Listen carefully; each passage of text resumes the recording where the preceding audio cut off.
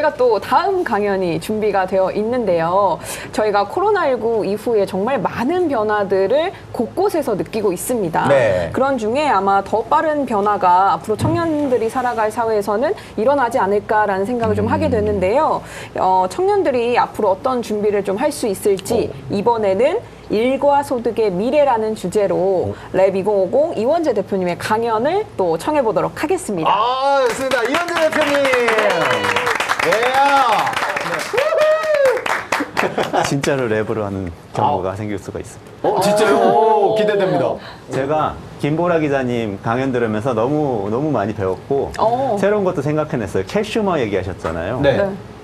우리 미래 캣워커가 돼야 돼요. 캣워커. 캐슈머만 되는 게 아니고 이렇게 일이라는 거를 아침에 출근해가지고 밤에 늦게까지 일하고 그다음에 퇴근해서도 회식하고 이렇게 딱 그 오피스에 몰입해가지고 사는 게 아니고 약간 거리를 두고 그렇지만 내가 몰입할 수 있는 어떤 일이 생기면 확 몰입해서 그걸 끝까지 해내는 거.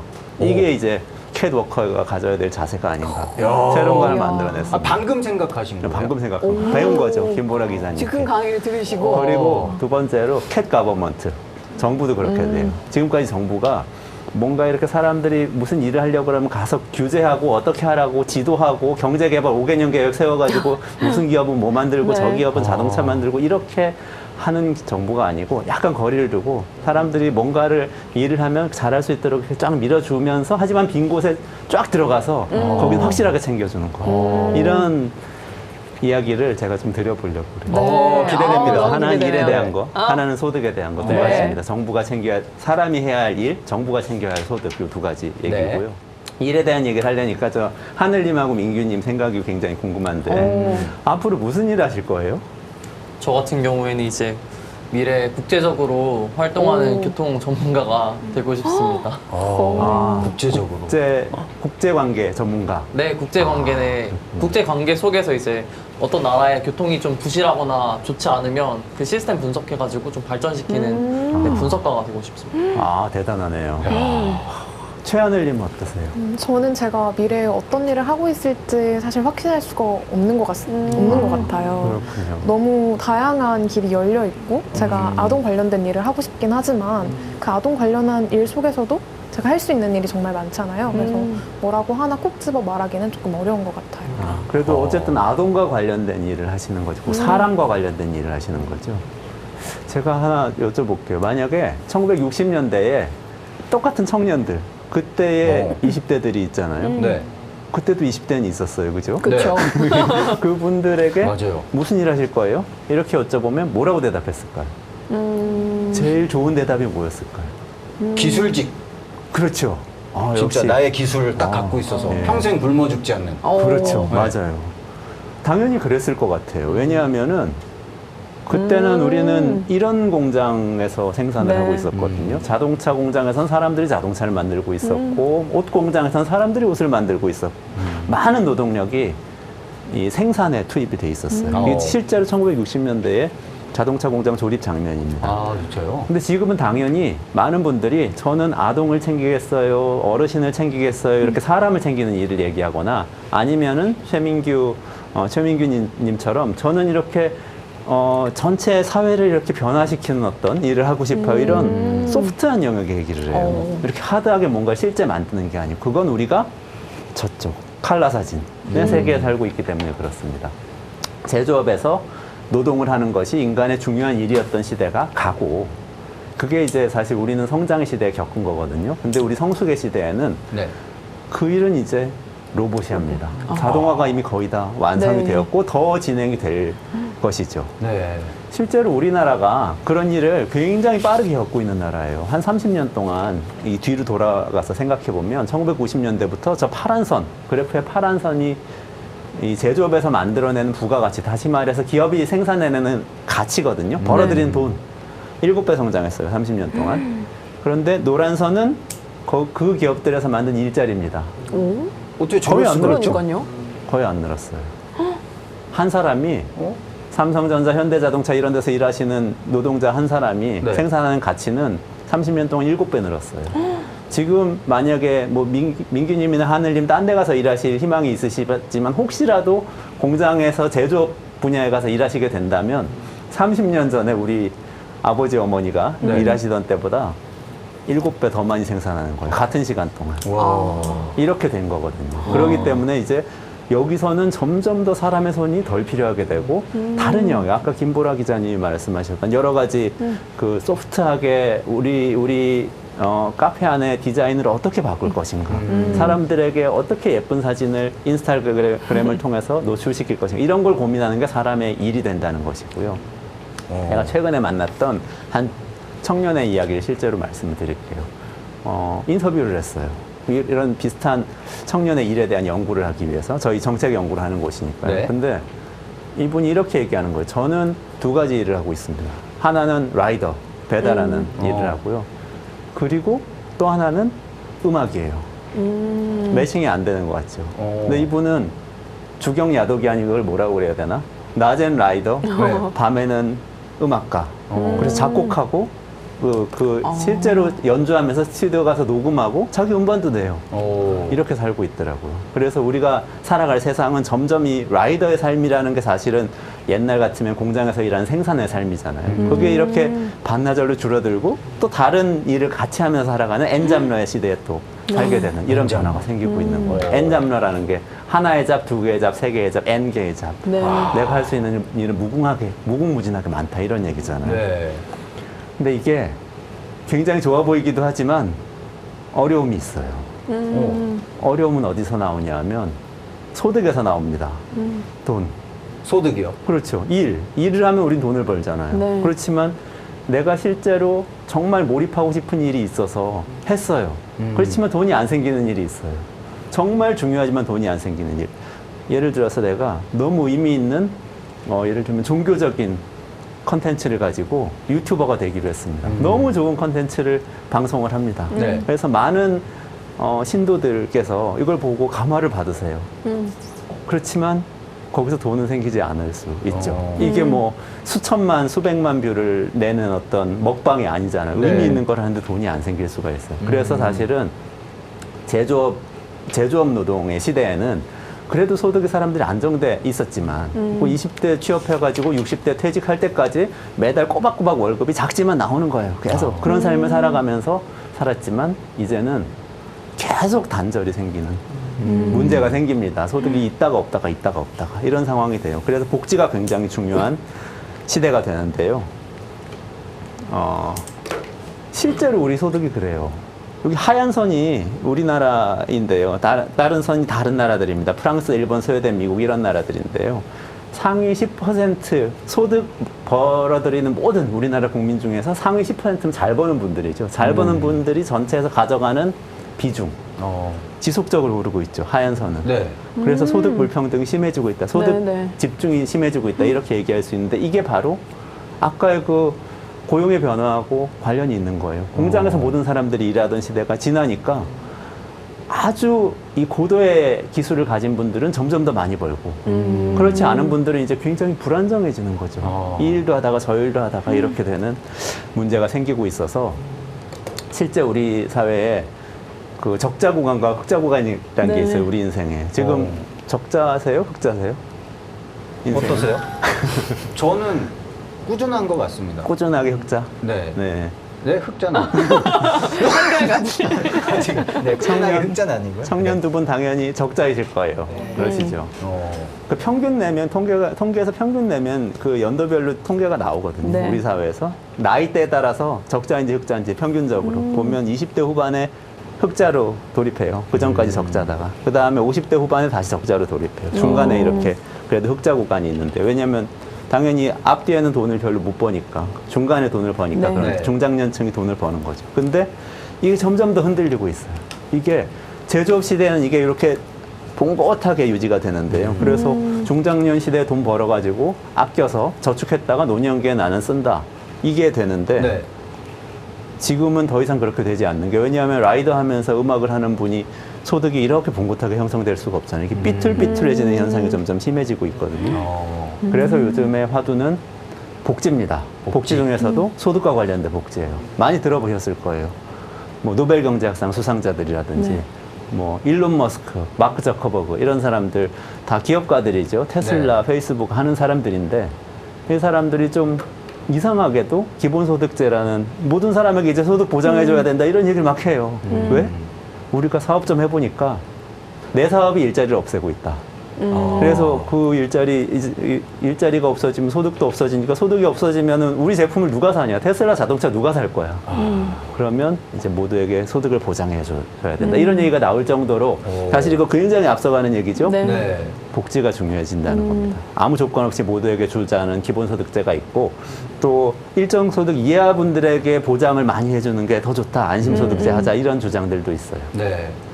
이렇게 고용이 변하면서 복지가 변화해야 하는 굉장히 큰 전환의 시기가 굉장히 큰 전환의 시기에 우리가 서 있고요. 아마도 우리보다도 저희 계신 최하늘님이나 최민규님 같은 청년분들은 네. 노동 환경이 굉장히 많이 바뀐 진짜로 캣워커의 시대에 살게 될 것 같아요. 그리고 정말 두 가지가 중요한데 이 두 가지가 안 되면 우리가 진짜 불행해질 수도 있는데요. 첫 번째는 몰입할 수 있는 일이 있어야 됩니다. 내가 거리를 두고 내 권리를 챙기지만 그래도 내가 뭔가 하나 뛰어들어가서 이건 해낼 수 있고 난 이건 정말 좋아요. 그러면 그분들은 저는 경쟁력을 가질 수 있고 세상에 기여할 수 있다고 보고요. 두 번째는 이게 사실 더 중요한데 이건 기성세대도 다 같이 힘을 합쳐서 괜찮은 사회를 만들어야 돼요. 괜찮은 사회란 건 뭐냐면 이 일 저 일 하면서 창의력을 많이 발휘하더라도 먹고 사는 일은 걱정이 없는 청년의 문제 같은 아까 말씀도 좀 하셨지만 집은 보장이 되고 그래도 살 수 있는 집은 우리에게 주어지고 그리고 내가 일을 못하게 되거나 돈을 못 벌게 됐을 때 최소한의 안전망은 있어야 된다. 이런 말씀을 좀 드리고 싶습니다. 와. 또 다른 느낌의 또 강연이었던 것 같습니다. 진짜 네. 멋있었어요. 와. 이번 강연 들으면서 네. 아마 우리 두 청년들이 또 모범생이잖아요. 열심히 네. 또 들었단 말이에요. 네. 물어보고 싶은 것도 또 있었을 것 같아요. 어떻게 들으셨는지 우리 한 분씩 이야기해 주시면요. 저는 이원재 대표님 강의 들으면서 요즘 되게 유행하고 있는 넷플릭스의 오징어 게임이 떠올랐습니다. 오징어 역시 게임 같은 경우는 이제 실직이나 돈이 없어가지고 좀 떨어진 사람들을 이 오징어 게임이라는 거에 참가를 하잖아요. 그것처럼 우리가 나중에 그런 비극적인 미래를 보고 싶지 않으면 이렇게 복지 같은 거를 하루빨리 잘 마련해서 사회를 잘 마련을 해놔야겠다라는 생각이 먼저 들었고 또 계속 사회가 자동화되고 AI 같은 것들이 발달되고 있는 만큼 우리가 할 수 있는 일이 무엇인지에 대해서 지속적으로 고민하는 게 필요하겠다라는 생각이 들었습니다. 아, 그렇군요. 역시 오징어 준비된 게임에 네. 딱 비유를 해주셨어요. 그 오징어 게임 보면 거기 참가하신 분들이 연령대가 다 있잖아요. 그렇죠? 그러니까 우린 하나다 이런 말씀. 계속해서 강조하고 계신데. 네. 우리 옆에 있는 하늘양 어떠세요? 일단 너무 흡입력 있는 강의라서 진짜 집중해서 잘 듣게 된 것 같아요. 네. 근데 한 가지 궁금한 점이 생겼는데요. 저희가 이제 저희 미래에 되게 다양한 일을 할 수도 있고 한 번에 여러 가지 일을 할 수도 있게 되는 거잖아요. 혹시 대표님께서는 대표님의 미래에는 대표님의 어떤 일을 하고 계실지 혹시 지금과 차이가 있을지 어떻게 생각하시는지 그 부분에 대해서 네. 저는 글 쓰는 일을 할 것 같아요. 글 쓰는 일이요? 네, 어떤 저는- 글을? 지금은 제가 굉장히 딱딱한 글을 쓰거든요. 정책 분석하고 이제 뭐 저런 복지 정책 제안하고 이런 글을 써요. 네. 근데 제가 이제 10년 뒤, 20년 뒤가 되면 소설을 쓰고 싶어요. 원래 제가 문학을 좋아하는 사람이었거든요. 그래서 이렇게 저도 N잡을 가지고 살아가야 될 것 같습니다. 그래도 뭔가 딱 생각해 두신 게 어느 정도 있으시네요. 네. 우리 대표님의 네. 그 회사명이 기억나세요? 랩 2050. 네, 맞습니다. 근데 네. 그 의미가 좀 있잖아요. 어떤 의미를 담고 있죠? 2050년에 살아갈 사람들을 위한 정책을 연구하는 실험실. 네. 이런 뜻이죠. 그래서 약간 다음 세대, 우리 네. 2세대를 또 준비하는 그런 일들을 하고 계시니까 나중에 네. 또 소설까지 또 재미있게 나중에 또 읽어보면 좋을 것 같아요. 몇 살일지 모르겠어요, 저희가? 네? 저희가 몇 살일지 모르겠어요. 그 소설을 읽을 때쯤은. 저는 알 것 같은데. 아, 그래요? 자, 우리 이원재 대표님께서 아까 이제 강연을 하시면서 우리 김보라 기자님의 강의를 엄청 열심히 들으시고 네. 캣 워커, 네. 캣 거버먼트 네. 이런 표현까지 쓰셨단 말이에요. 맞아요, 지금 그렇다면 김보라 기자님은 이원재 대표님의 강의 어떻게 들으셨는지 네, 궁금합니다. 네, 저는 이제 소비자들, 컨슈머들의 입장에서 그런 관점에서 많이 좀 현상과 이런 것들을 보다 보니까 공개 안에 있었었는데 또 이렇게 조금 더 거시적인 측면에서도 네, 이런 것들이 적용될 수 있다라고 생각하니까 정말 의미 있는 강의였다고 생각하고요. 네.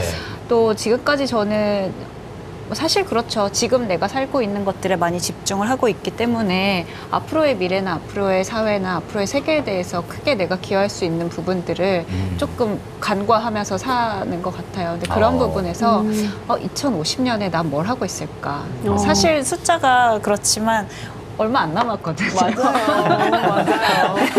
금방 갑니다. 네. 그래서 조금 더 저도 관점을 나 말고 사회 그리고 세계 그리고 나라 이런 여러 가지 측면들에서 한번 고민해 볼 수 있는 그런 의미 있는 시간이었던 것 같습니다. 네. 그럼 저희가 2050년에도 이 방송국에서 다시 만나도록 하겠습니다. 이 이대로. 자리에서. 이대로. 네. 볼만하겠네요, 정말. 지금 기록하고 계세요. 2050년. 자, 저희가 이렇게 다양한 이야기를 좀 나눠봤는데요. 그냥 이렇게 이야기를 나누는 것 자체가 굉장히 의미 있는 시간이 아닐까 싶습니다. 맞습니다. 근데 그럼에도 네. 이런 고민들에 대한 대안을 살펴보고 거기에 대한 또 정책들도 뒷받침이 되어주면 참 좋겠다라는 생각을 하거든요. 너무 좋죠. 네, 저희 오늘 방송 자체가 청년 마음 콘서트 서울시와 또 함께 하고 있습니다. 네. 그래서 또 특별한 축사가 준비가 되어 있다고 하는데요. 오세훈 서울시장의 축사 지금부터 영상으로 만나보시죠.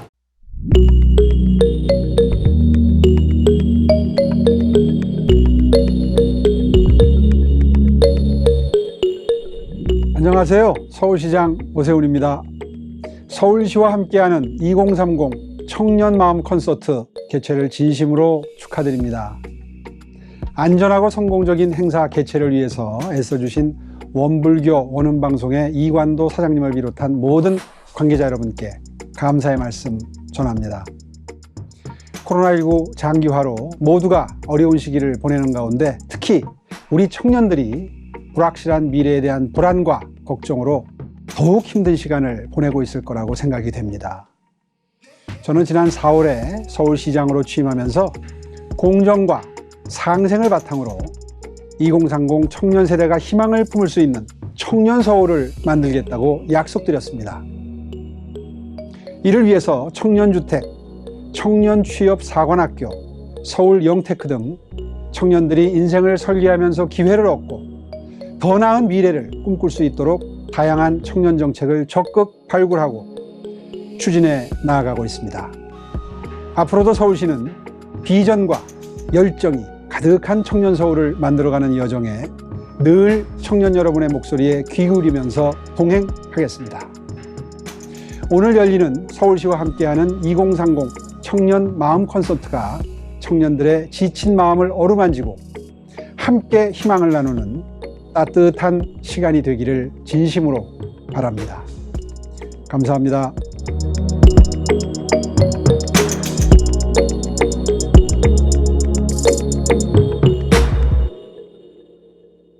네, 오세훈 서울시장의 축사까지 만나보고 오셨습니다. 네.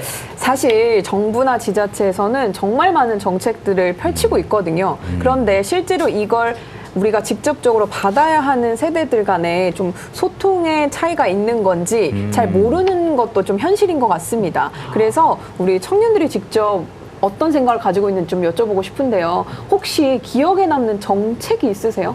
네. 서울시 관련된? 청년들이 요즘 취업에 굉장히 힘들어하고 있기 때문에 청년들의 취업을 위한 취업 지원금 아니면 취업과 관련된 활동을 지원해주는 활동 지원금들이 있는 걸로 제가 알고 있거든요. 이런 것들이 저는 가장 기억에 남습니다. 네. 아, 그렇군요. 우리 하늘양은요? 저는 사실 얼마 전에 자취를 시작하면서 이제 청년 주거 지원 정책들을 굉장히 많이 찾아봤거든요. 네. 그래서 아무래도 제 현재 상황과 좀 맞닿아 있는 정책들이 기억에 남지 않나 싶습니다. 사실 많은 정책들이 있지만 청년들이 직접 느끼는 입장에서 아, 이런 정책이 있었으면 좋겠다 하는 고민 한 번쯤 해봤을 것 같은데 어떤 정책이 있었으면 좋겠나요? 네.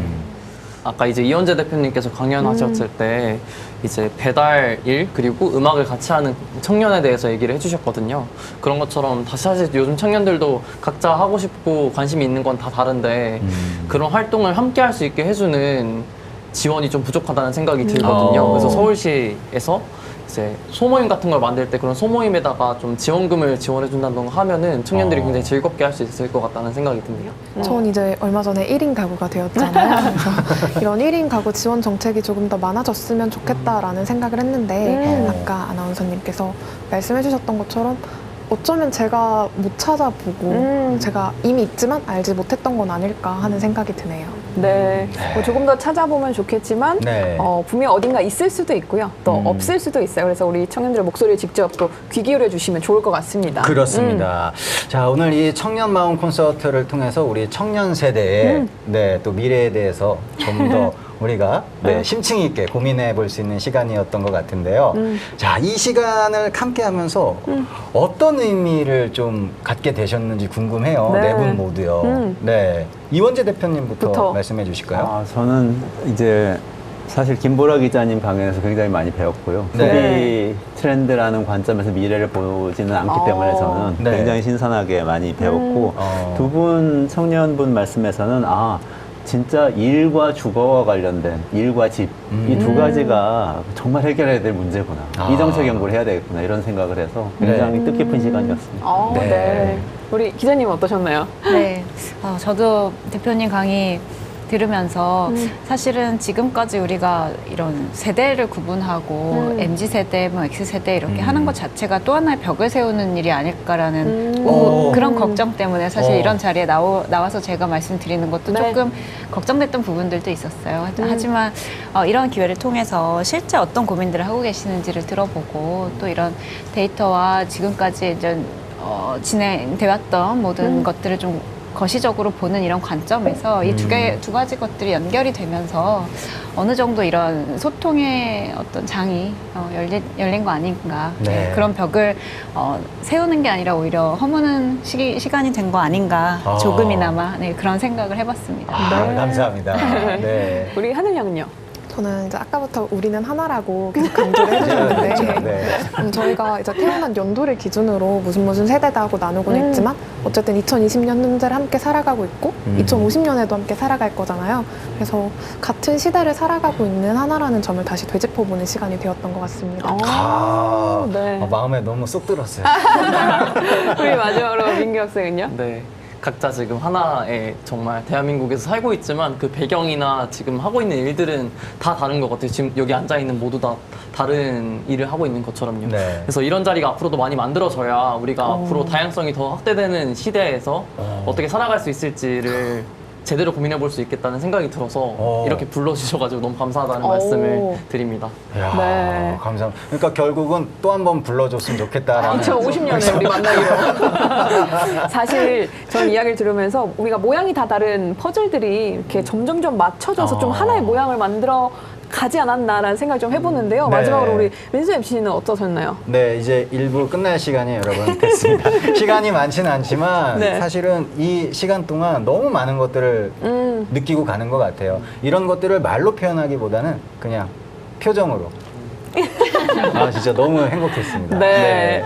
저는 이제 마지막 바람이 있다면 다음 우리가 청년 마음 콘서트를 하게 될 때쯤에는 더 많은 청년들과 더 많은 또 강연자들과 함께 이렇게 직접 만나서 또 진행을 해보면 어떨까 하는 생각이 좀 듭니다. 네. 자, 오늘 또 좋은 강연 해주시고 또 진솔한 이야기 많이 나눠주셔서 너무너무 고맙습니다. 네. 여러분들도 또 온택트로 함께하고 계실 텐데요. 마지막까지 또 소통해주시면 좋을 것 같고요. 저는 일단 여기서 인사를 드리게 됐습니다. 아쉬워요. 아, 정말이죠?